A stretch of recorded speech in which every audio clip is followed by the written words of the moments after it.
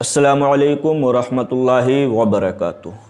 ایک اہم مسئلہ لے کر حاضر ہوا۔ ہمارے گڈو بھائی نے سوال کیا ہے کہ ویسے تو میں نے کافی مسئلے ڈال دیے ہیں کپڑے پاک کرنے کے طریقے، مگر انہوں نے بہت ہی عمدہ سوال کیا کہ حضرت اگر نجاست یعنی کہ ناپاکی جو ہوتی ہے گاڑی لگی ہوئی ہو تو اس کو پاک کرنے کا کیا طریقہ ہے، اور اگر پتلی نجاست ہو تو اس کو پاک کرنے کا کیا طریقہ۔ بہت ہی عمدہ بہت ہی سوال کیا۔ گاڑی نجاست کو ہم نجاست غلیظہ کہتے ہیں اور پتلی نجاست کو نجاست رقیقہ کہتے ہیں، ٹھیک ہے۔ اس کو بہت ہی رقیق کہتے ہیں، نجاست رقیق بولا جاتا ہے۔ بہت ہی عمدہ بہت ہی پیارا سوال کیا ہے، کیونکہ یہ اکثر اسلامی بھائی ہمارے اس میں لاپرواہی کرتے ہوئے نظر آتے ہیں۔ آئیے چلتے ہیں، مسئلے کی وضاحت کرتا ہوں انشاءاللہ۔ اس کو بغور سنیں اور اچھے طریقے سے سمجھنے کی کوشش کریں تاکہ آپ حضرات اپنے ناپاک کپڑے کو پاک صحیح طریقے سے کر سکیں۔ چلتے ہیں۔ نجاست اگر دلدار یعنی کہ گاڑی ہو، کیا نجاست اگر دلدار کا مطلب ہوتا ہے گاڑی، اگر نجاست گاڑی ہے جیسے جسے نجاست مرئیہ کہتے ہیں، کیا کہتے ہیں جسے نجاست مرئیہ کہتے ہیں، جیسے پخانہ ہوا، گوبر ہوا یا خون وغیرہ ہوا، تو یہ نجاست کیا ہے غلیظہ ہے۔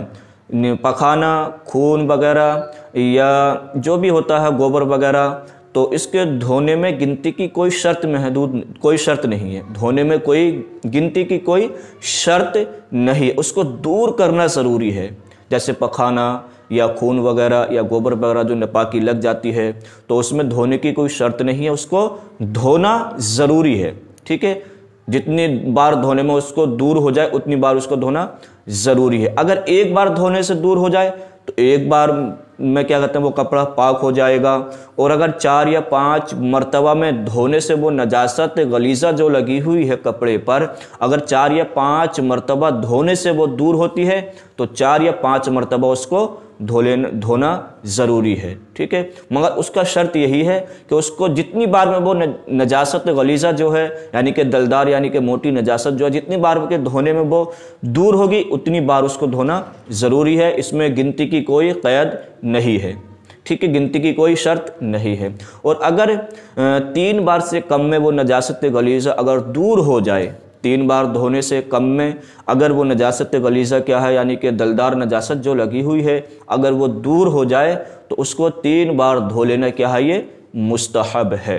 بہتر طریقہ یہی ہے کپڑے پاک کرنے کا۔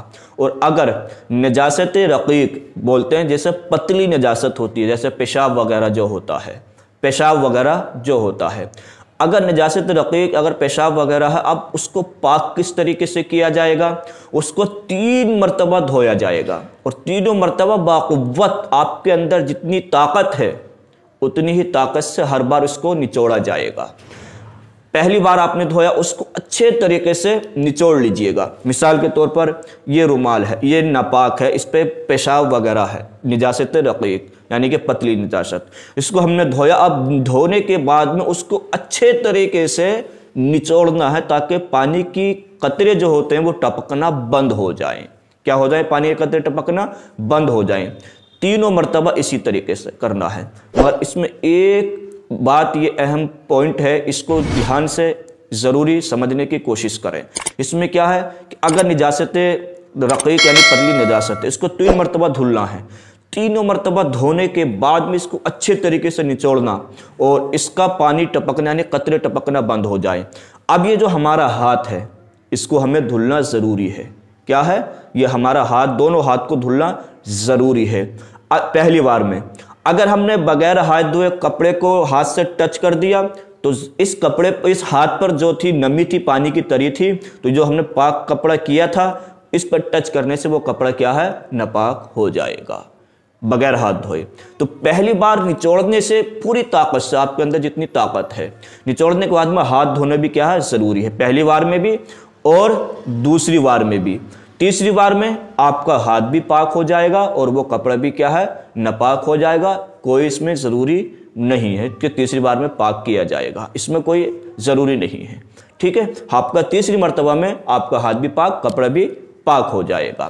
مگر اگر آپ نے کپڑا نچوڑا اچھے طریقے سے، جو میں نے طریقہ بتلایا ہے نچوڑنے کے بعد میں، اگر کوئی آپ سے طاقتور آ گیا انسان، زیادہ طاقت اس کے اندر زیادہ طاقت ہے، اگر وہ انسان آ گیا، اب آپ نے جو کپڑا نچوڑا تھا اب اس نے वो कपड़ा निचोड़ा तो आपके निचोड़ने से पानी के कतरे बंद हो गए, मगर दूसरे ने जो आपसे ताकत में ज़्यादा उसने निचोड़ा, पानी के कतरे टपक रहे हैं, तो वो उसके हक में नापाक है, वो आपके हक में क्या है, पाक ही रहेगा। इसका ख़ास तौर से हमें क्या है, ध्यान रखना है, क्योंकि हमारे बाद इस्लामी भाई आज़ाद ख्याल के होते हैं, लापरवाही बरतते हैं। जैसे आम तौर पर जो घरों में कपड़े धुले जाते हैं वो ऐसे उल्टे सीधे धो के डाल देते हैं और उसी को पहन लेते हैं और पहन के नमाज़ पढ़ लेते हैं। बहुत ही अफसोस होता है, क्योंकि कपड़े पाक करने का तरीका हमें मालूम नहीं है, सीखते भी नहीं है, पूछते भी नहीं है। अपने मस्जिदों के इमाम से पूछ लिया करें कम से कम यार, या अपने आलिम दीन जो होते हैं उससे पूछ लिया करें, जो हमारे रोज़ बरोज़ मसले काम आने वाले हैं उनकी पूछने की